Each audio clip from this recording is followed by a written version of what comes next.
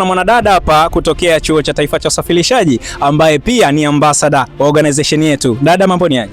Safi. Bwana, hivi ilikuwaje mpaka ukapata kujiunga na organization hii? Kwanza kabisa nilikuwa napenda kufuatilia mambo ya maritime kwa sababu ni career yangu.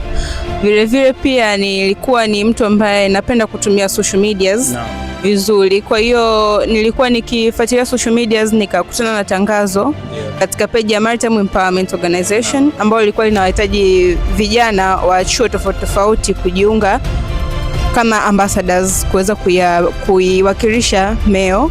Nikafanya application kwa kujaribu tu, lakini nilivyofanya application, bahati nzuri nikawa nimechaguliwa, nikawa mmoja miongoni mwa ambassadors NIT.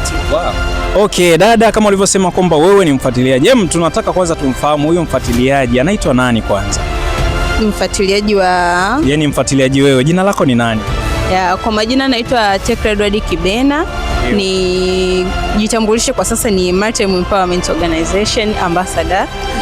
Nasoma course ya Shipping and Port Logistic Management, niko mwaka wa pili. Okay, asante sana. Ndugu yetu hapa, unaweza ukatuambia ni fursa zipi hasa ambazo zipo ndani ya organization yetu?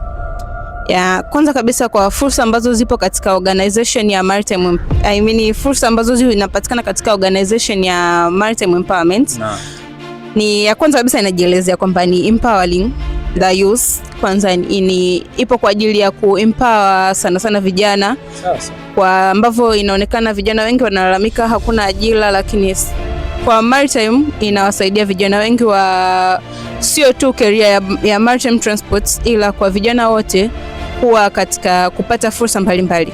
Vile inatoa fursa kwa kujifunza mitandao ya matumizi ya mitandao ya kijamii kama vile LinkedIn, kama vile Instagram, kama vile X na kadhalika. Ni jinsi gani unaweza kutumia mitandao ya kijamii. Vile inatoa mentorship, vile inafanya event tofauti kama beach cleanup, ina involve wanafunzi katika debates, ina involve wanafunzi katika activities zote ambazo zinaendana na maritime. Wow, na cha kumalizia zaidi labda niseme tu kwamba kama ulivyokwisha kumuona mwanadada anajiamini kweli, anaongea kwa confidence. Hauna kosea? Hapana kosea. Bwana, hiyo ni moja ya faida ya kuwa ndani ya organization hii. Bwana, hizo ni fursa, unaziachaje? Jiunge na wewe ndani ya organization hii. Mpaka wakati mwingine, kwa heri kwa sasa.